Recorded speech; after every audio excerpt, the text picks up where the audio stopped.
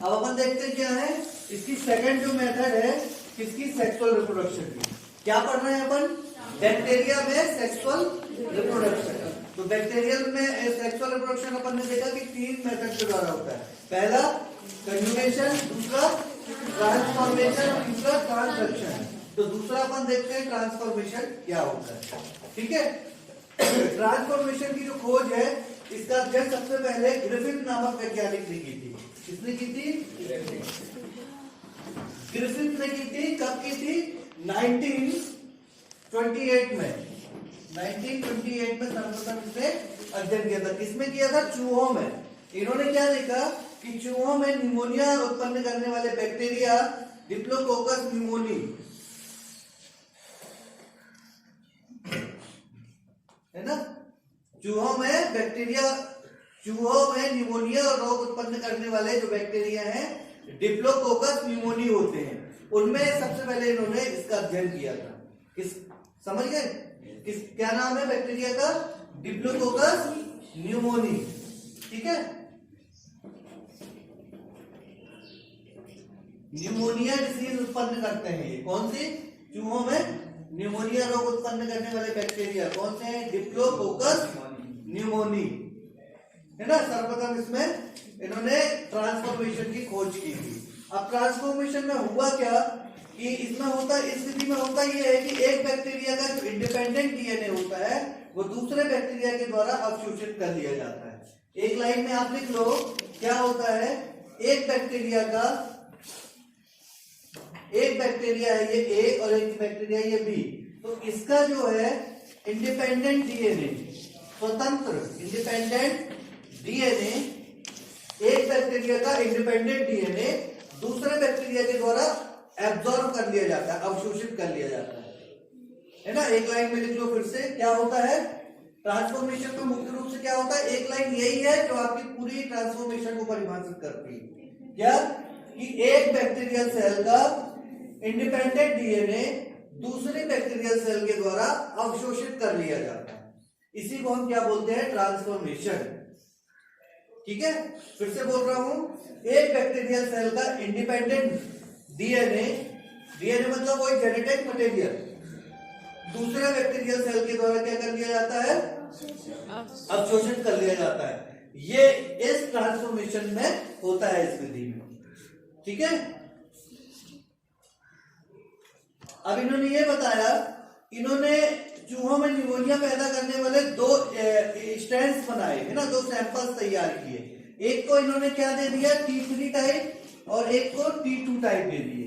ठीक है, इन्होंने क्या बनाई, ये स्ट्रैंड्स होते हैं। स्ट्रैंड्स मतलब समझते हो, अपन स्टैंडिंग करते हैं ना, ग्राम स्टैंडिंग वगैरह करते हैं, तो ऐसे इन्होंने 2 स्ट्रैंड्स सैंपल्स तैयार किए, बनाए बैक्टीरिया के द्वारा। एक को क्या नाम दे दिया इन्होंने, T3 और एक को क्या नाम दे दिया, T2।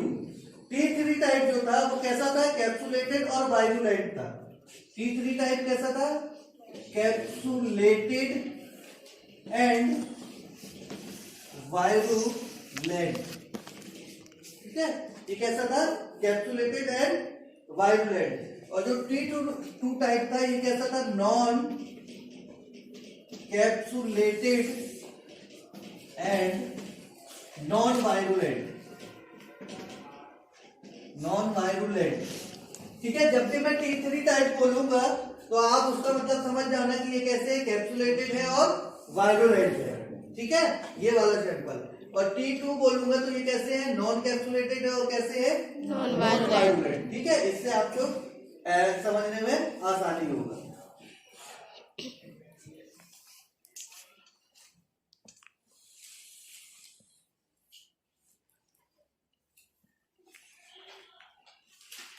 ठीक है, तो इन्होंने क्या किया था, इन्होंने ये आपने इतना समझ लिया। ठीक है, सबसे पहले क्या लिखा आपने कि एक बैक्टीरियल सेल का इंडिपेंडेंट डीएनए दूसरे बैक्टीरियल सेल में अवशोषित हो जाता है दूसरे के द्वारा, उसको अपन क्या बोलते हैं, ट्रांसफॉर्मेशन। ठीक है, T3 सैंपल है, T2 सैंपल है। अब इन्होंने क्या किया कि चूहों में इन सैंपल्स को प्रवेश कराया, किसने, वैज्ञानिक ने, ग्रिफिथ ने। तो ये कितने, 4 बारों में इन्होंने 4 सैंपल्स किए। पहला वाला आप देखो, पहले में क्या किया, पहले में इन्होंने क्या किया,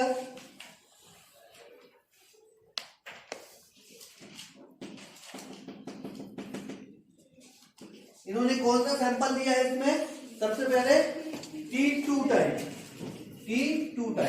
T2 टाइप मतलब आप बताओ क्या था? नॉन कैप्सुलेटेड और नॉन वायरोलेंट। इसको क्या किया? इस स्ट्रैंड को इन्होंने बैक्टीरिया में इस बैक्टीरिया को लिया और इन्होंने क्या किया? माउस में इंसर्ट कराया। किसमें? माउस मतलब चूहों में। ठीक है, क्या कराया? इंसर्ट कराया। तो इन्होंने क्या देखा कि माउस कैसे थे? लिविंग थे। लिविंग मतलब जीवित थे, है ना? चूहे कैसे थे? जीवित थे। दूसरे प्रयोग में इन्होंने क्या किया?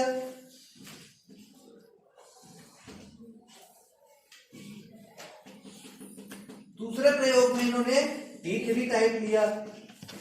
T3 टाइप मतलब आप ही बताइए क्या था? T3 टाइप T3 टाइप मतलब क्या था? कैप्सुलेटेड और तो जब इन्होंने T3 टाइप इंसर्ट कराया जिसमें माउस में, है ना? इंसर्ट कैसे कराएगा? सिरेंज के द्वारा कराएगा, है ना?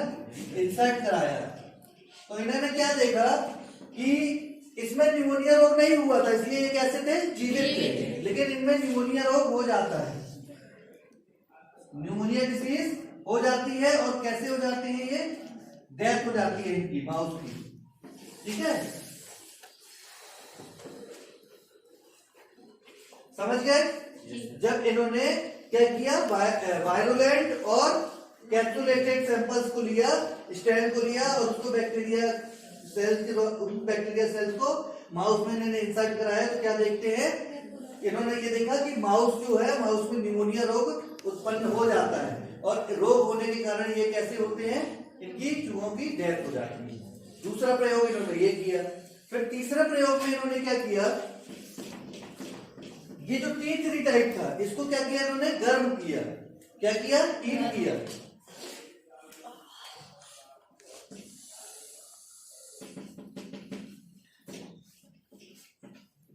इन्होंने इसको क्या किया? हीट किया, है ना? T3 टाइप को। और हीट करने के बाद सेल्स विद कैप्सूल्स, है ना? Heat killed cells with capsulated injected इन चूहों में, है ना? समझ रहे हो क्या बोलना चाह रहा हूं मैं? इसने इन्हीं T3 टाइप का सैंपल लिया। इस सैंपल को क्या किया? इन्होंने गर्म किया। गर्म करने के कारण क्या थे? इसके बैक्टीरिया जो थे वो डेथ हो गए, है ना? इसके अंदर जो बैक्टीरिया थे गर्म करने से क्या हुआ? डेथ हो गए। अब इसको इन्होंने क्या किया? माउस में सैंपल्स को इंसर्ट कराया। तो क्या होगा रिजल्ट? वो कैसे रहेंगे? लिविंग रहेंगे और उनमें निमोनिया रोग नहीं होगा। लिविंग थे और इनमें निमोनिया रोग नहीं होता। तीनों समझ में आ गए? इस प्रयोग में क्या किया इन्होंने? इनमें निमोनिया रोग नहीं होता और ये कैसे थे? जीवित थे। इसके बाद आ जाते हैं चौथा प्रयोग, है ना?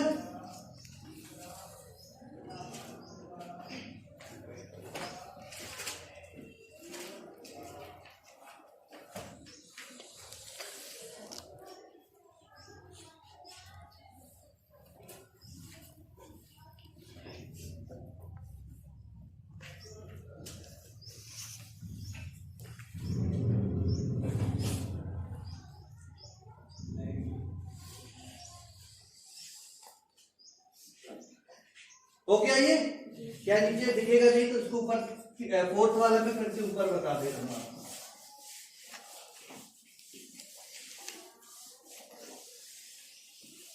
फोर्थ इन्होंने प्रयोग में क्या किया? चौथे प्रयोग में इन्होंने एक तो ये लिया आपका कौन सा? ये T3 टाइप जो लिया है, ये कौन सा वाला? हीटेड वाला लिया है। ठीक है, T3 टाइप है। ये कैसा है? हीटेड है। जो अभी अपन ने ये लिया था थर्ड में, है ना? इसको क्या? गर्म वाला ले लिया। ठीक है, इसमें क्या होते हैं? बैक्टीरिया किल्ड हो जाए, मर जाएंगे ना? गर्म कर रहे थे तो उसको क्या हुआ था? उसके बैक्टीरिया जो थे वो कैसे हो गए थे? मर गए, है ना? और इन्होंने इसके साथ साथ किसको लिया है? T2 टाइप को भी लिया है। इसके साथ इन्होंने किसको लिया?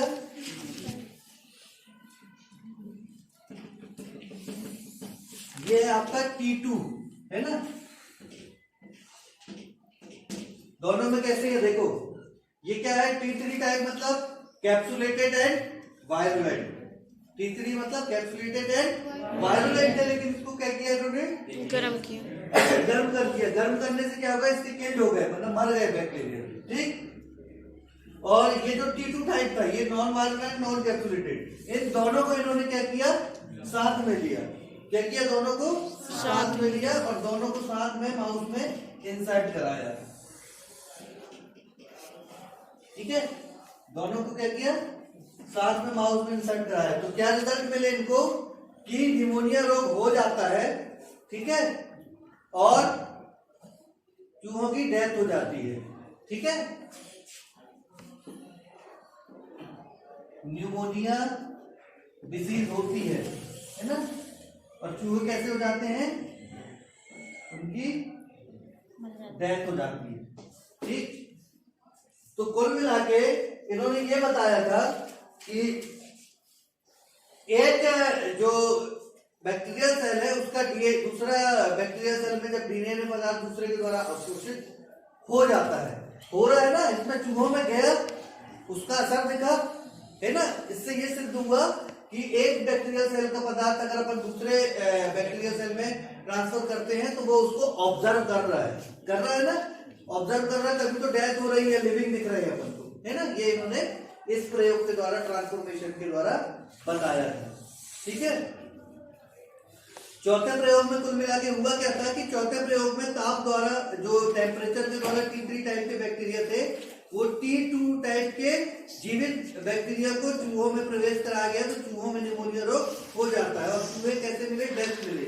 मृत चूहों के शरीर की जांच करने पर उन्हें पाया गया कि T2 एवं T3 टाइप के जो बैक्टीरिया थे वो प्राप्त हुए।